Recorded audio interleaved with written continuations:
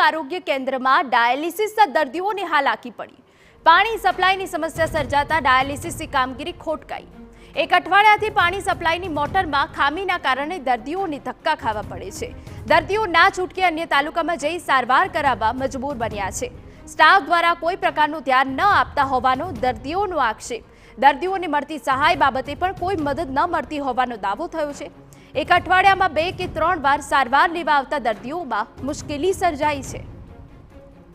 એક અઠવાડિયાથી પાણી સપ્લાયની મોટરમાં ખામી સર્જાઈ છતાં સ્ટાફ દ્વારા કેમ કોઈ કામગીરી કરવામાં નથી આવી તેવા સવાલો દર્દીઓ કરી રહ્યા છે।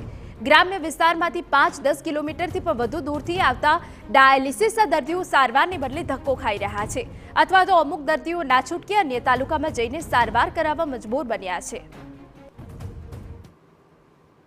મોટર ખરાબ થઈ ગઈ છે 10 દિવસથી, તો મોટર કોઈ ચાલુ કરાવતું નથી અને આ લોકો કોઈ ધ્યાન આપતા નથી।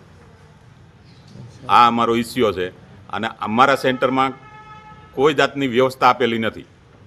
ચા નાસ્તોથી માંડીને કે બધું જ મળે, પણ એ નથી મળતું ને PM કાર્ડવાળા પૈસા નથી મળે। મોટર રિપેર કરાવતા જ નથી, મોટર બંધ પડી છે, ડાયાલિસિસ મશીન બંધ પડ્યા છે પાણી વગર।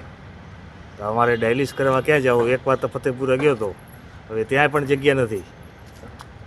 હવે મારે બહુ તકલીફ છે। આજે આખી રાત તો સૂતો જ નથી સાહેબ, તો હવે આનો રસ્તો શું કરવો?